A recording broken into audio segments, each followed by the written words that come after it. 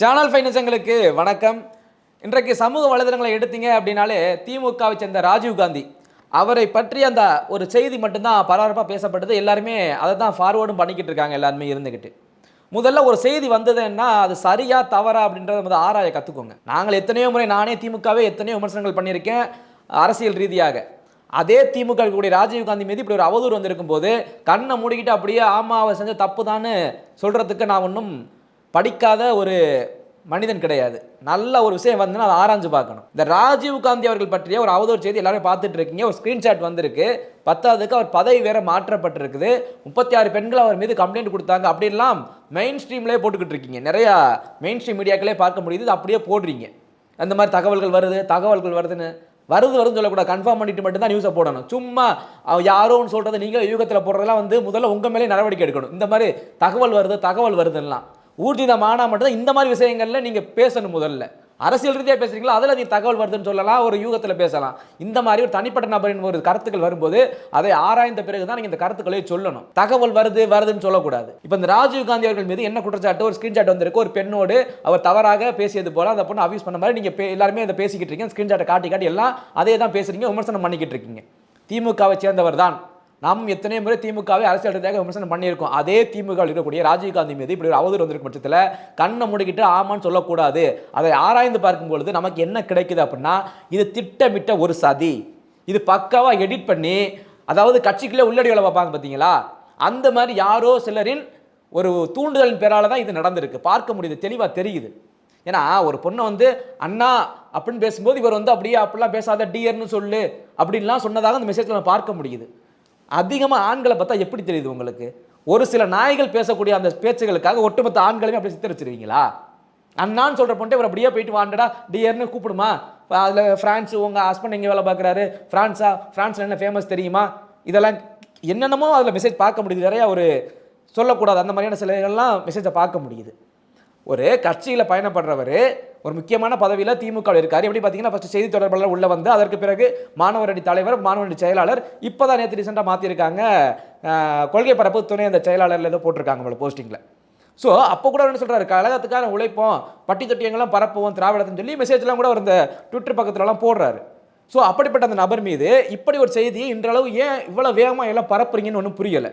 மற்ற விஷயங்களில் காட்டக்கூடிய அந்த பரபரப்பை காட்டிலும் தனிப்பட்ட நபர் இந்த மாதிரி விஷயங்களை மட்டும் பரபரப்பு ரொம்ப அதிகமாக காட்டுது, குறிப்பாக மெயின் ஸ்ட்ரீம். எந்த ஒரு ஊர்ஜிதமான அடிப்படை ஒரு ஆதாரம் இல்லாமல் நீங்கள் அப்படியே பேசுறீங்க. ஒரு ஸ்கிரீன்ஷாட் வந்துட்டா இப்போ நானே உங்களை பற்றி ஸ்கிரீன்ஷாட் எடுத்து போகிறேன், உங்கள் சேனலை பற்றி உங்கள் மெயின் ஸ்ட்ரீம் பற்றி நான் எடுத்து போகிறேன், இப்படி பணம் வாங்குச்சு இப்படி பண்ணுச்சுன்னு போட்டு ஆதாரம் இல்லாமல் சொன்னால் நீங்கள் ஒத்துக்குருவீங்களா? டிஃபமேஷன் கேஸ் போட மாட்டீங்க மேலே. ஒரு தனிப்பட்ட நபரை இப்படியா நீங்கள் போடுவீங்க? நல்லா பாருங்க, அந்த ஸ்கிரீன்ஷாட்டை எடுத்து பாருங்க. 36,000 ஃபாலோவர்ஸ் ஜூலை மாதம் அதில் மென்ஷன் பண்ணியிருக்கு. நல்லா பார்த்துக்குங்க. 36,000 ஃபாலோவர்ஸ் ஜூலை மாதம் அதை மென்ஷன் பண்ணியிருக்காங்க. ஜூலைனா எப்படி, இந்த வருஷத்துக்கு ஜூலை வரல, அப்போ 2025 ஜூலை தான். அந்த ஜூலை மாதத்தில் எடுத்துக்கிட்டீங்க அப்படின்னா 952 போஸ்ட் போட்டிருக்கதா இருக்குது ராஜீவ் காந்தி அவர்களுடைய இன்ஸ்டாகிராம் பக்கத்தில். அன்றைக்கு 952 போஸ்ட். இன்னைக்கு எடுத்து பாருங்க ராஜீவ் காந்தியோட இன்ஸ்டாகிராம் பக்கத்தில் 985 இருக்கு. அப்போது போன வருடம் பாருங்க, June July August September October November December ஜனவரி பிப்ரவரி மார்ச் 8 மாதங்களா அவர் போட்ட போஸ்ட் எத்தனை? 985 952 போஸ்ட்னா பேலன்ஸ் 33 போஸ்ட் தான் இப்போ இன்றைய வரைக்கும் போட்டிருக்காரா? அந்த ஜூலை மாதத்துலேருந்து இன்னைய வரைக்கும் ராஜீவ் காந்தி அவர்கள். அதை பாருங்க, அதிலே தெரியுது பாருங்க. அவர் கிட்டத்தட்ட அந்த ஜூலை மாதத்துலேருந்து இன்று வரை 300 போஸ்ட்டுக்கு மேலே போட்டிருக்காருங்க. எடுத்து தட்டி பாருங்க இன்ஸ்டாகிராமில். அவ்வளவு போஸ்ட் போட்டிருக்காரு. முதல் தவறு எடிட் பண்ண அந்த மேதை இப்படி எடிட் பண்ணியிருக்கு. சரி, ஒன்று. ரெண்டாவது பாருங்க, அந்த ஒட்டுமொத்த சேட்டை எடுத்து பார்த்தீங்கன்னா 11:24 எப்படி மேலே ஃபோனோட மேலே ஸ்கிரீன்ஷாட் எடுக்கும் மேலே டைம் போடும் பார்த்தீங்களா நம்ம செல்லில், 11:24க்கு ஒட்டுமொத்த மெசேஜ் அனுப்பியிருக்காங்க, எடிட் பண்ணியிருக்காங்க. ஏன்டா ஒரே நிமிஷத்தில் இவ்வளோ மெசேஜ் மட்டும் பேசி முடிச்சிட்டீங்க? ஒரு மெசேஜ் டைப் பண்ணவே எப்படி ஒரு 30 செகண்ட் ஆகும்னு வச்சுக்கோங்க. இன்னொருத்தர் டைப் பண்ண பிறகு 30 செகண்ட், ஒரு நிமிஷம் முடிஞ்சு வருமே. இங்கே பக்கமாக ஸ்கிரீன்ஷாட் எடுத்து வச்சிருக்கீங்களே ராஜீவ் காந்தி அந்த பொண்ணோட அப்படியே பேசுன மாதிரி ஒரே நிமிஷத்தில் 11:24 காலத்தை அப்படியே கட்டி போட்டாங்க. அப்படியே கால பகவான் இவங்க அப்படியே காலத்தையே சூரியன் சந்திரன் எல்லாத்தையும் நிப்பாட்டி அந்த ஒரு நிமிஷத்தில் எல்லா வேலையும் முடிச்சாச்சு. என்ன பிரமாதமே எடிட் பண்ணியிருக்கானுங்க. இல்லை, எனக்கு இதை அரசியல் ரீதியாக பார்க்கறத காட்டிலும் ஒரு ஆம்பளை ஒரு ஆணை அவனை தரம் கட்டவனாக அவனை ஒரு சமூகத்தில் வெளியில் நல்ல முறையில் இருக்கிறத அவனை நடமாடவே விடக்கூடாது அப்படின்னா பெண் அப்படின்ற ஒரு ஆயுதத்தை கையில் எடுத்துறீங்க. பெண்ணை அக்கிரமாக பேசினார், பெண்ணிடம் பேசினார் இப்படின்ற ஒரு ஆயுதத்தை எங்கு பார்த்தாலும் எடுத்துறீங்க. ஒரு கேவலமான ஒரு விஷயத்தை தான் இப்போ கையில் நிறைய அளவுக்கு எடுக்கிறாங்க. நம்ம சட்டமும் அப்படி தான் இருக்குது. ஒரு ஒரு ஒரு சின்னமாக ஒரு பெண்கள் ஒரு கண்ணீர் தண்ணி வந்துட்டா கூட அதை வந்து அப்படியே அந்த ஆண் மீது என்ன ஏதுன்னு விசாரிக்கிறதுக்கு முன்னாடி அவனுடைய பார்வை வேற மாதிரி போயிடுது. அதே மாதிரி இந்த மீடியாக்களும் அதே மாதிரி தான். அதாவது நிறைய இடங்களில் பெண்கள் பாதிக்கப்படுறாங்க. அதை நம்ம மனப்பூர்வமாக ஏற்றுக்கிட்டு அந்த நாய்களை என்ன தண்டனை கொடுக்கணும் கொடுத்து அதுக்கு நம்ம தக்க நடவடிக்கை எடுக்கணும். ஆனால் எந்த ஒரு தவறும் செய்யாதவர்கள் மீது இந்த மாதிரி அவதூறு வரும்போது உடனடியாக நம்மளுடைய கருத்துக்களை பொங்கி கொடுத்துடக்கூடாது. சற்று ஆராய்ந்து பார்க்கணும். இப்போ பார்க்கும்போதே பாருங்க, கிளியராக தெரியுது. அன்றைக்கு ஜூலைலேருந்து இன்றைய வரைக்கும் அவருக்கு 300 போஸ்ட் போட்டிருக்காரு.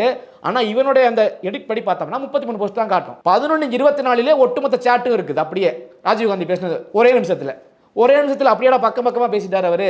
இந்த எடிட் பண்ண மேதாவியை பார்த்து கேட்குறேன்.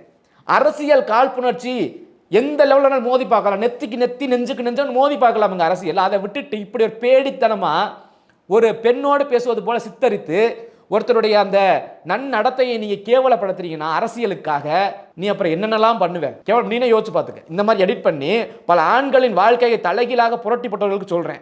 இப்படி பண்ணக்கூடிய நீ வேண்டாம் நான் ரொம்ப எக்ஸ்ட்ரீமா போயிடுவேன், அப்புறம் பேசிடுவேன். நீ எந்த வேலையும் செய்வேன். இந்த மாதிரி எடிட் பண்ணி ஒருத்தர் நன்னடத்தை நீ கெடுக்கிறனா நீ எந்த வேலையும் செய்வேன். முதல்ல இந்த சமுதாயத்துக்கு ஒன்று சொல்ல தெரிஞ்சுக்கங்க. ஒரு ஆணை பற்றிய ஒரு தவறான கருத்தை நீ கொடுக்குறானா சொல்றவன்ட்ட கேளு. இப்போ வரைக்கும் இவ்வளவு சாட்ல எல்லாம் மண் இல்ல, யார் சொன்னது? திமுக கழகத்தில் போயிட்டு கம்ப்ளைண்ட் கொடுத்தாங்கன்னு சொல்றீங்கல்ல, மெயின் ஸ்ட்ரீம்ல நிறைய. அவர் ராஜீவ்காந்தி பத்தி அவதூறு பரப்புறீங்களா, இப்படி தகவல் வந்திருக்குன்னு யாரு கம்ப்ளைண்ட் கொடுத்தா? திமுக யாரும் சொன்னாங்களா? துரைமுருகன் சொன்னாரா? இல்லை முதல்வர் ஸ்டாலின் சொன்னாரா? துணை முதல்வர் உதயநிதி சொன்னாரா? ஆமா அப்படி கம்ப்ளைண்ட் கொடுத்தாங்க, நான் நடவடிக்கை எடுத்து சொன்னாரா? நீங்களா சொல்றது? இல்ல அந்த பாதிக்கப்பட்டவங்க போய் கம்ப்ளைண்ட் கொடுத்தாங்க, அந்த பெண்மணி யாரும் சொன்னாங்களா உங்ககிட்ட? சொல்லுங்க. எந்த ஒரு அடிப்படை ஆதாரமும் இல்லாம ஒரு ஆணை போய் மொக்கிறதுனா மொச்சிடுறது. உண்மையா பலாத்காரம் பண்ணி கொலை பண்ணி கொள்ளையடிக்கணும்னு விட்டுருங்க, அவன் எப்படியோ ஜாலியா இருந்துட்டு போயிடும். ஆனா எந்த தவறுமே செய்யாத மீது இப்படி ஒரு கரும் ஜாயத்தை பூசிட்டீங்க இல்ல இப்போ ஒரு நாள்ல. இப்போ அவர் அந்த மன உளைச்சல் வேலை எவ்வளவு கஷ்டம் யோசிச்சு பாருங்க.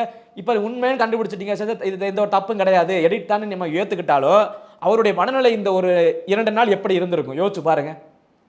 கண்டமேனிக்கு எல்லாரும் அப்படியே போடுறது, எதை பத்தியும் கொஞ்சம் கூட யோசிக்கிறது கிடையாது. என்னதான் அரசியல் ரீதியாக எதிரெதிர் கருத்துக்களை ஒருத்தரை பத்தி பேசினாலும் இந்த மாதிரி விஷயங்கள்ல ஃபர்ஸ்ட் எது உண்மை அப்படின்றத ஆராய கத்துக்கோங்க. முதல்ல அரசியல் ரீதியாக 1000 இருக்கலாம், என்னைக்குமே அரசியல்ல நேருக்கு நேரம் நின்று பழகுங்க. சும்மா இந்த மாதிரி பேடித்தனமா, குறிப்பா இந்த பெண், நான் நல்ல தெளிவாக சொல்கிறேன், நல்ல தெளிவாக கேட்டுக்கோங்க. உண்மையாக பாதிக்கப்பட்ட பெண்களுக்கு நாம் என்றைக்கும் ஆதரவு, கையை உயர்த்தி சொல்லுவோம். ஆனால் பெண் அப்படின்ற அந்த 2 வார்த்தையை வச்சு பல ஆண்களின் வாழ்க்கைகள் இங்கே சீரழிக்கப்படுது. ஒரு ஆண் மீது ஒரு குற்றச்சாட்டு சுமத்தினா அப்படின்னா எந்த அடிப்படையில் சொல்கிறேன்னு கேளுங்க. சும்மா வாய்க்கு வந்து பொய்ய சொல்கிறது. பெண்கள் 2 சொட்டு கண்ணீர் விட்டு சொல்லிட்டு அதை உடனே பல ஆண்கள், நல்லா தெரிஞ்சுக்கங்க, பெண்கள் சொல்லக்கூடிய பொய்களை பல பெண்கள் நம்புவது கிடையாது மெஜாரிட்டி. ஆனால் நம்ம ஆண்களே ஒரு ஆண் மீது ஒரு குற்றச்சாட்டை வைத்தால் அப்படியே நம்பிடுறது. அவன் சொல்லிட்டால அப்படியே நம்பிடணும். எந்த ஆதாரம் வச்சிருக்க, என்ன அடிப்படை ஒரு கேள்வி யாராச்சும் கேட்டிருப்பீங்களா இது வரைக்கும்? சொல்லுங்க பாப்பா. இந்த ராஜீவ்காந்தி விஷயத்தை எடுத்துக்கங்க. பொங்கு நீங்க இல்ல அப்படியே ஒரு பெண் குற்றச்சாட்டு வைக்கிறாங்கன்னா கேட்கணும்ல, என்ன ஆதாரம் ஏது, ஸ்கிரீன்ஷாட்டை காமிச்சிட்டா போதுமா? அப்ப நான் ஒரு ஸ்கிரீன்ஷாட் ரெடி பண்ணி தானே, அதை வச்சுக்கிட்டு அப்படியே யார் மேல குற்றச்சாட்டு ஒத்துக்குவீங்களா? ஆக்ஷன் எடுப்பீங்களா? இன்னைக்கு உலகமே ஆர்டிஃபிஷியல் இன்டெலிஜென்ஸ் ஆகி போச்சு. சாட் என்ன நேரா ஒருத்தர், நானே இப்போ வந்து ஒரு கருத்து சொன்ன மாதிரி என்ன அப்படியே விஷுவலா காட்ட முடியும் என்னைய ஏஐ வச்சு. அவ்வளவுக்கு நாடு முன்னேறி போய்கிட்டு இருக்கு. இதுல வந்துட்டு எந்த ஒரு உருப்படியான ஆதாரம் இல்லாமல் ஒருத்தர் மீது அவதூறு பரப்பி ஒருத்தனுடைய வலி எப்போ தெரியுமா இருக்கும்? மன உளைச்சல் இருக்கு பார்த்தீங்களா, அதுதான் மிகப்பெரிய வலி இந்த உலகத்திலேயே. அதுவும் நம்ம சுற்றி நம்ம ஆட்கள் பேசுவோம் தெரியுமா, ஒருத்தனை பற்றி புறணி பேசும்போது அந்த வலி இந்த உலகத்தில் கத்தி எடுத்து வெட்டாலுமே அந்த வலியை விட இது பெரிய வலி. அதை முதல்ல தெரிஞ்சுக்கங்க. தயவு செய்து எந்த ஒரு ஆண் மீதும் இந்த மாதிரி பெண்களை வைத்து அவதூறு பரப்பினால் முதல்ல எந்த அடிப்படையில் சொல்றீங்கன்னு கேளுங்க. அப்படி கேட்டு பழகினீங்களா தான் அந்த ஒரு பயம் வரும் பெண்களுக்கு. இந்த மாதிரி அவதூறு பரப்பக்கூடிய, மன்னிக்கவும் பெண்கள்னு சொல்லலை, இந்த பெண்கள் பெயரை வச்சு இழிவுபடுத்திருக்காங்க பார்த்தீங்களா பேடித்தனம் அரசியலுக்காக, அந்த நபர்களுக்கு பயம் வரும். ஸோ இந்த மாதிரியான விஷயங்கள் இனிமேல் சமூக வலைதளங்கள் வந்தால் முதல்ல ஆராய கற்றுக்கோங்க. ஆராய்ந்த பிறகே நம்மளுடைய விமர்சனங்களை வைக்க கற்றுக்கொள்ளுங்கள். சும்மா எடுத்தவங்க கௌத்தம்னு வச்சுட்டு போயிடாதீங்க.